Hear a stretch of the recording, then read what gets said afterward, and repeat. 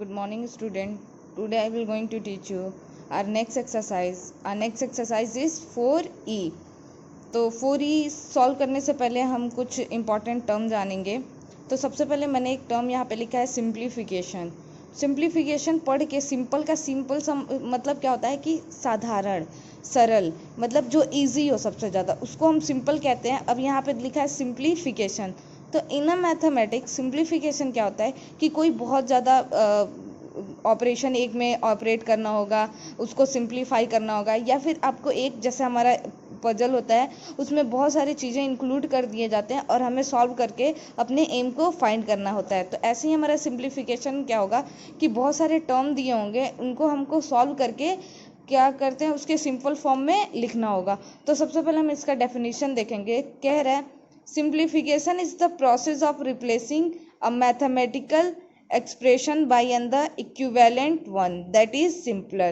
मतलब क्या होता है, कोई भी मैथमेटिकल एक्सप्रेशन या इक्वेशन दिया होगा उसको सिंपलर फॉर्म में अगर हम सॉल्व कर देते हैं तो उसी को हम लोग क्या कहते हैं, सिंप्लीफिकेशन कहते हैं उस इक्वेशन का. जैसे हम यहाँ पे एक एग्जांपल लिए हैं, क्या है 25 डिवाइडेड बाई 5 प्लस 4 माइनस 4. ऐसा हम दिए, कभी ऐसा हमने पहले पढ़ा है. इवन हम लोगों ने मल्टीप्लिकेशन किया, डिवीज़न अलग अलग सॉल्व किया, ऐड अलग अलग करा, सब्ट्रैक्शन अलग सीखा, एक एक साथ हम दो दो ऑपरेशन सीखे. बट यहाँ पे हमारा 3 ऑपरेशन दिख रहा है. यहाँ पे क्या है, हमारा डिवीज़न भी करना है, फिर ऐड भी करना है, फिर वो सब्ट्रैक्ट भी करना है. तो सबसे पहले क्या करते हैं, हम डिवीज़न करते हैं. तो डिवीज़न करेंगे तो 5 से 25 को डिवाइड करेंगे तो हमारी वैल्यू कितनी आएगी, 5.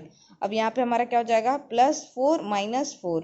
फिर इज इक्वल टू हमारा क्या हो जाएगा, इन दोनों फिर क्या करते हैं, ऐड करते हैं. तो इन दोनों को जैसे ही ऐड करेंगे वैल्यू हमारी क्या हो जाएगी, 9 - 5. अब फिर हम क्या करना है, सब्ट्रैक्ट करना है.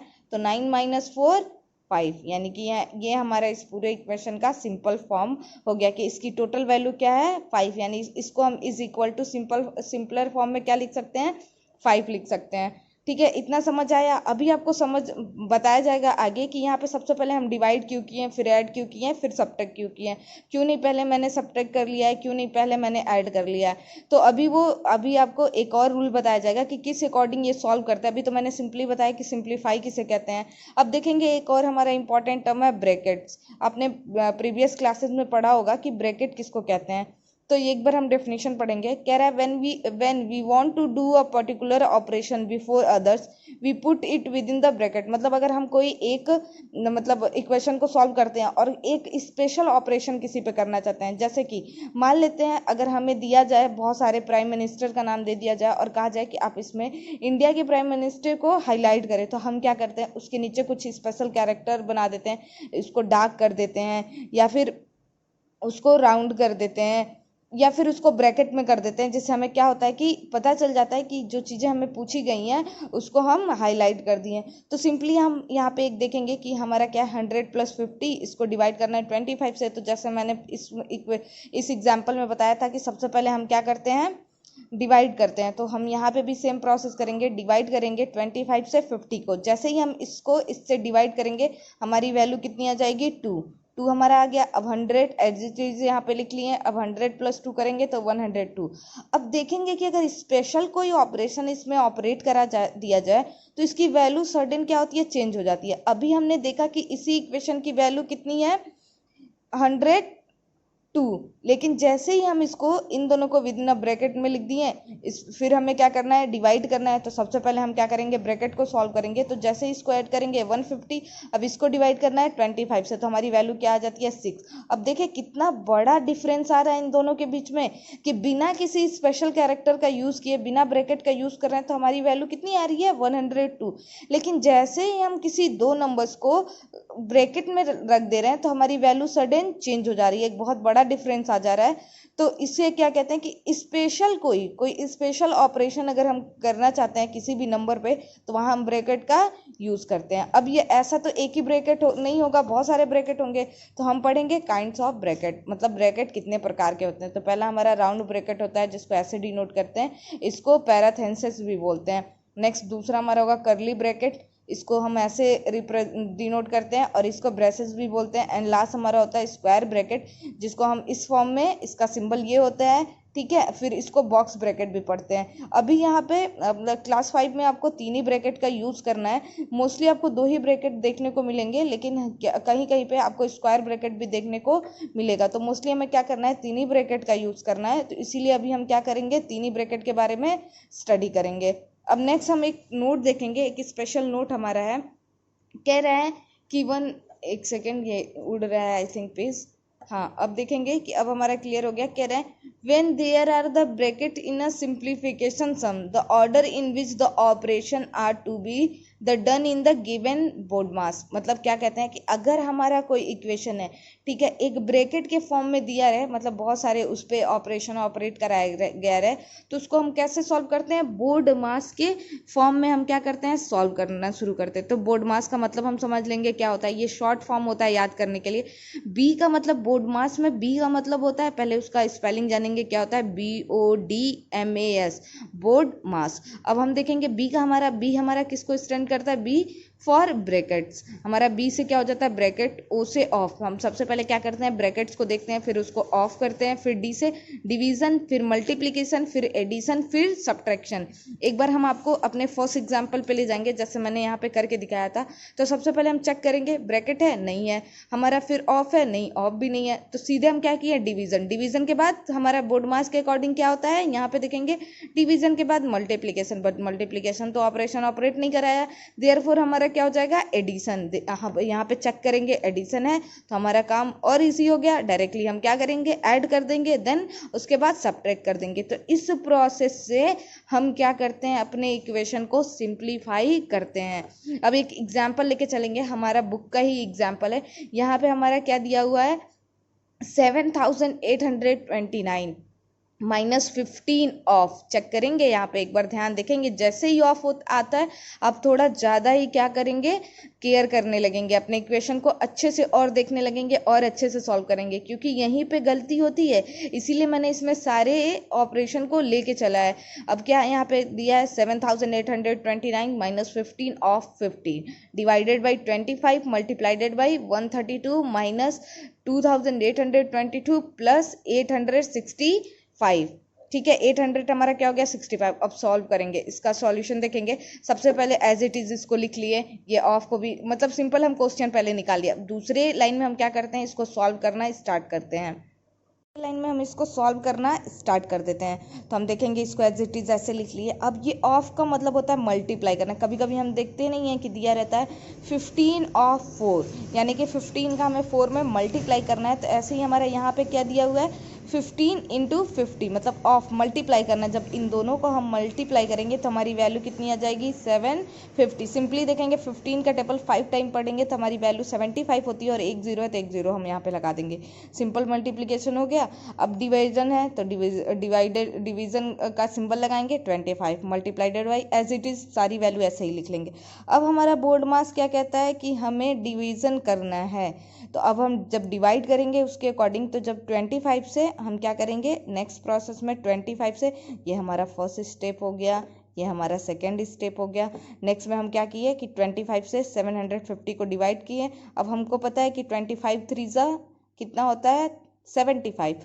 तो 75 और एक जीरो है तो 30, यानी 30 टाइम में ये टोटल डिविजिबल है। तो सेम एज इट इज इसको लिख दिए, 30 में डिविजिबल है, 30 टाइम्स में मल्टीप्लिकेशन का सिंबल पुट करेंगे, 132 minus 2824 plus 865, as it is वैसे ही वैल्यू हम क्या करें, यहाँ पे मेंशन कर दिए।